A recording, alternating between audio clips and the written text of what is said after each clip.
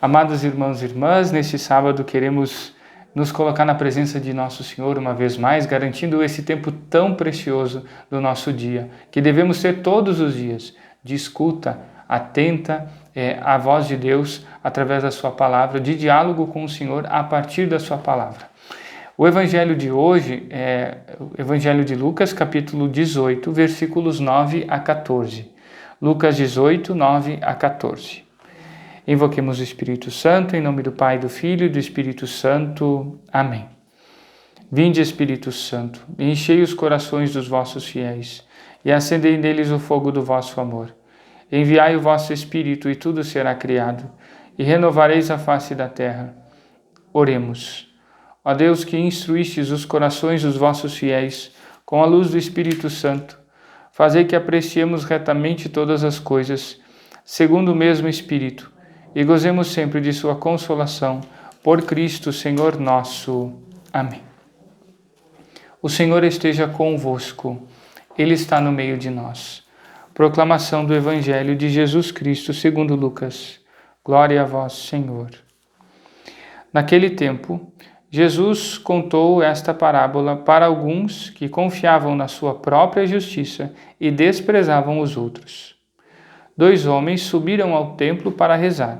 Um era fariseu, o outro cobrador de impostos.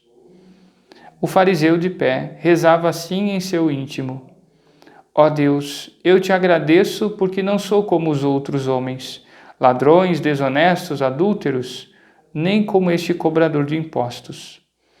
Eu jejuo 2 vezes por semana, dou o dízimo de toda a minha renda. O cobrador de impostos, porém, ficou à distância e nem se atrevia a levantar os olhos para o céu, mas batia no peito, dizendo: Meu Deus, tem piedade de mim que sou pecador.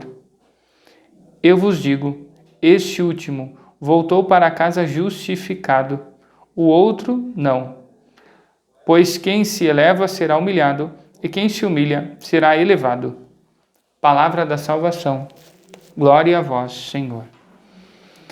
Amados irmãos e irmãs, nós aqui estamos diante de um tema importantíssimo na nossa vida de fé, que diz respeito não só à oração enquanto o momento em que nós paramos para nos colocar diante de Deus e apresentamos diante dele aquilo que somos, né? Então, se eu sou uma pessoa que reza, não é que eu vou deixar de ser quando rezo ou quando não rezo. Vou rezar e vou continuar perseverando nessa vida de oração. Se eu sou uma pessoa que faz o bem, caridosa, paciente, trago isso comigo para a oração. Se eu sou uma pessoa que cultiva momentos de oração, isso, ou seja, vai estar presente nos momentos em que concretamente eu me recolho para estar com o Senhor, ou seja, um hábito de oração que permanece e vai fazendo com que os momentos concretos de oração tenham mais força, mais profundidade, porque há um conhecimento de Deus que se estabelece, se forja e se aprofunda a partir da oração. Então, nós falamos aqui sim de oração, mas nesse sentido mais amplo, ou seja, da compreensão da relação com Deus e diante de Deus, de tudo aquilo que somos. Porque para quem entende quem é Deus e o que é oração, fica claro que o meu trato com os outros também é um gesto de oração. Tudo, ou seja, tudo está de alguma maneira direcionado, orientado para a oração. Porque, por exemplo, né, se eu distrato alguém, né, na minha oração eu deveria ter isso presente e começar, inclusive, até pedindo perdão a Deus por não ter reconhecido a sua imagem no outro, por ter sobreposto a dignidade do outro, algum impulso do meu coração, alguma outra coisa que tenha influenciado, enfim, né? Ou até algum mal que o outro tenha praticado e assim por diante, ou seja, sobrepor, né, a condição da pessoa amada por Deus na sua dignidade, num ato de impaciência, de grosseria e assim por diante. Então isso reflete, isso a gente traz consigo para os nossos momentos de oração. E é isso que aparece aqui nessa parábola contada por Jesus, né?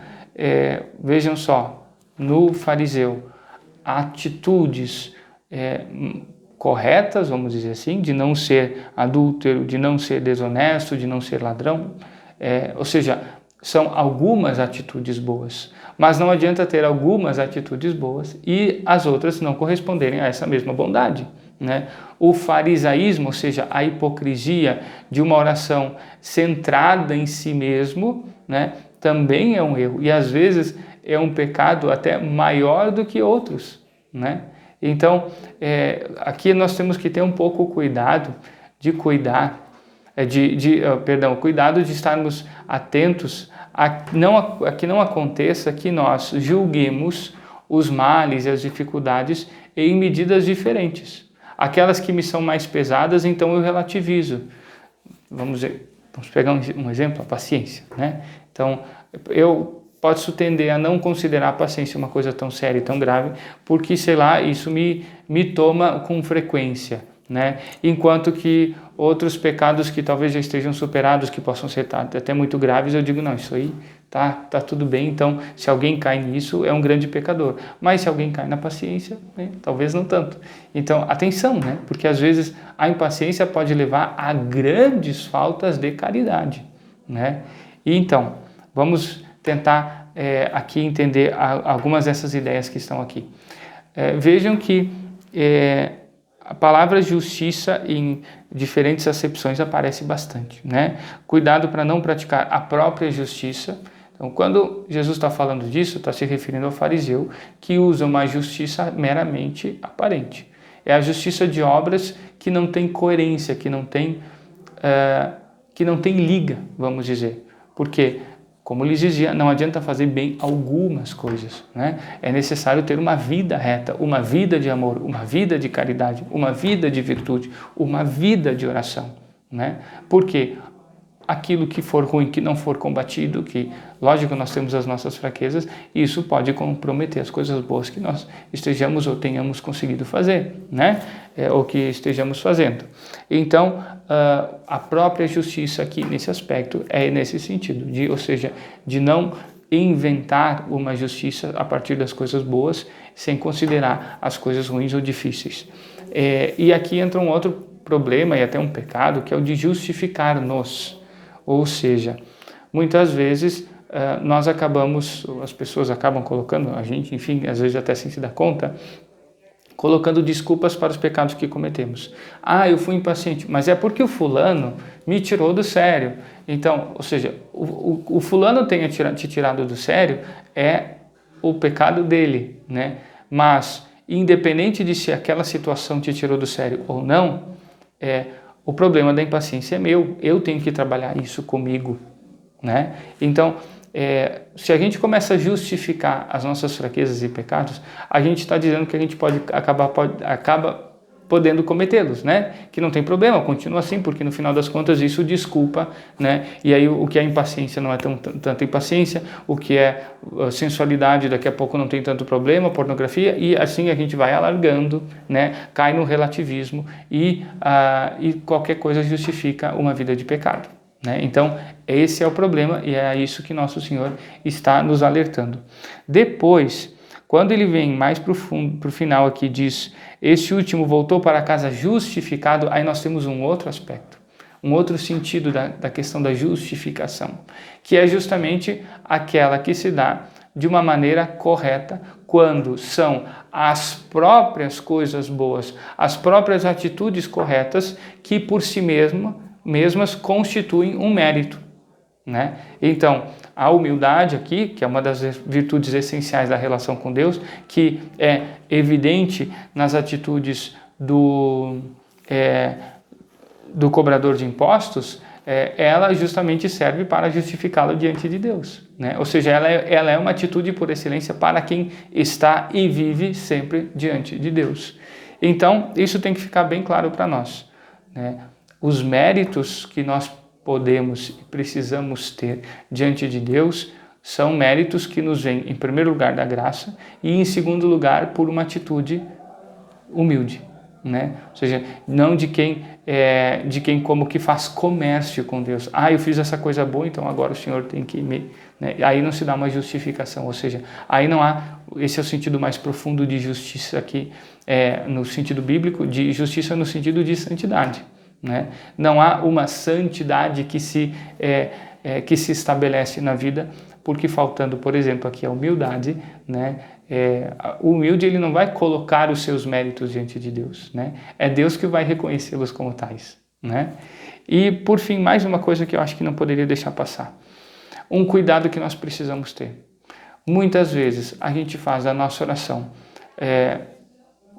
a gente faz a oração girar em torno de nós, das nossas necessidades, dos nossos pedidos. Muitas vezes a gente considera que eles são honestos, né? É honesto pedir que eu tenha um bom trabalho e que eu tenha bons resultados, ok, né? É honesto pedir que na minha família todos tenhamos saúde, ok, tudo certo. Mas muitas vezes pode acontecer que a nossa oração e os nossos pedidos a Deus estejam muito voltados para o nosso bem-estar. E aí é uma oração egoísta. É uma oração que não nos leva à conformação com a vontade de Deus e à comunhão com Ele. Santa Teresa, grande mestra de oração, ela rezava assim: cumpra-se, Senhor, em mim a vossa vontade, de todos os modos e maneiras que vós quiserdes. Se quiserdes me mandar sofrimento, dá-me força para suportar, né? Então, é um pouco essa a ideia, né? Ou seja, a oração tem que nos elevar a uma disponibilidade de conformação com a vontade de Deus. E é uma vontade que mais cedo ou mais tarde, de uma maneira ou de outra, vai nos convidar a passar pela cruz. Agora, se a minha oração quer só fazer com que Deus seja o bonzinho, o benfeitor, que faz os meus caprichos, que atende os meus pedidos, né? É uma visão deturpada de Deus, é uma visão deturpada de mim, que não é oração, é uma visão deturpada, portanto, da oração também. Então aí as coisas todas vão por água abaixo, né? E aí as pessoas às vezes não entendem por que uma fé como essa, tão inconsistente, mais cedo ou mais tarde às vezes desaparece. A pessoa até rezava, mas daqui a pouco já cansou de tudo, já abandonou tudo, né? Porque justamente não está consolidada, não está apoiada em fundamentos firmes. Justamente esse da conformação com o Senhor e com a sua vontade. Vejamos aqui, por mais que tenhamos nos estendido um pouco, né, virtudes essenciais da relação com Deus, riscos concretos que podem corromper essa relação com Deus e que justamente podem fazer com que nós nos enganemos e deixemos que a nossa fé se esmoreça e se enfraqueça. Certo? Muito bem. Vamos seguir adiante. Agora nós vamos, como de costume no sábado, repassar um pouco os nossos avisos. Bom, para quem está escutando ainda de manhã, relembrar, né? Hoje à tarde nós temos algumas coisas bem importantes, né? O recolhimento de namorados. Então, se a gente sabe de casais de namorados, né, aproveitem essa ocasião. É um encontro para casais de namorados que queiram, enfim, compreender essa etapa da vida que estão vivendo, que queiram entender o porquê de algumas coisas, porque muitas vezes as pessoas ouvem falar: ah, mas a igreja ensina isso, diz aquilo, veem as coisas só de uma maneira legalista e não entendem a necessidade de encontrar as razões e as raízes dessas orientações e desses ensinamentos paternais e maternais de Deus e da igreja, né? Então, venhamos, aproveitemos essa ocasião tão preciosa. Esses encontros vão acontecer, se eu não me engano, a cada 2 meses, então a gente vai poder aproveitar isso, né? Os casais de namorados vão poder aproveitar os frutos disso. Isso tem acontecido já há muitos anos na Mitra, no seminário em Novo Hamburgo, na sede da diocese, lá em Novo Hamburgo, e tem ajudado muitos casais no seu caminho de aprofundamento, de vivência do namoro. Então, que sejamos capazes de encontrar os que precisam esse caminho para a própria vida de namoro. Outra coisa, ainda hoje acontece, né, o dos namorados é das 2 às 5, a nossa escola de teologia do corpo, sobre as catequeses do Papa João Paulo II sobre o amor humano. Começam hoje, então hoje começa a escola, vai ser uma vez por mês, hoje da 1h30 às 18, se eu não me engano, né? É uma escola, é estudo mesmo, coisa muito séria, muito profunda e que ilumina muito a compreensão de muitas coisas da vida humana, né? É uma luz para catequistas, para pais que precisam educar os filhos no caminho certo, né? Com razões bem fundamentadas e assim por diante. Então, convido a que, se alguém ainda tem interesse, quer aproveitar a ocasião, é imperdível, preciso dizer, a gente não sabe quando teremos isso de novo, então começamos hoje com isso. Seguindo adiante, renovo o convite a, nas terças-feiras, não deixarmos de fazer a nossa via sacra. Aqueles que quiserem e puderem fazer conosco na matriz, sempre às 18 horas, depois nós vamos para a missa. Acaba começando lá pelas 7, né? Porque até que a gente termina tudo, né? E se organiza, né? Renovo ainda o convite a aproveitarmos o Círio Pascal da família, que as irmãs carmelitas fizeram e nós disponibilizamos, vendemos aqui por R$10, né? É um convite a, vejam bem, vivermos profundamente a experiência da Páscoa, né? A paróquia, a igreja vai ter o seu Círio Pascal aceso no Sábado Santo, na vigília pascal. Nós somos convidados a trazer naquele dia ou no domingo de Páscoa a nossa vela para acendermos também no Círio Pascal, ou seja, para trazermos o sentido, o significado do Círio Pascal com a sua simbologia para dentro das nossas famílias, para que seja também um instrumento de conscientização da grandeza do que Deus realizou através da Páscoa. Então, o Círio Pascal, o Círio da família, R$10, e o livrinho de Quaresma é importantíssimo. Agora a gente se prepara bem para a Quaresma. Quanto mais, para a Páscoa nessa Quaresma, né? Então, quanto mais o tempo vai passando, se algumas coisas ficaram para trás, não importa, retomemos agora. E aqui entra a confissão, o material que nos sugere a preparação para a confissão é muito bom, é frutuoso. Então, não deixemos de lado. Temos ali outras orações, momentos de reflexão e assim por diante. Então, que possamos aproveitar R$10 cada um desses objetos, certo? Por fim, na próxima sexta-feira, primeira sexta-feira do mês, dia em que a igreja honra especialmente o coração de Jesus, nós vamos ter, como de costume, das 9 às 15, a adoração ao Santíssimo, né? E os padres à disposição para as confissões, certo? Então, se programe, venha e aproveite a ocasião. Muito bem.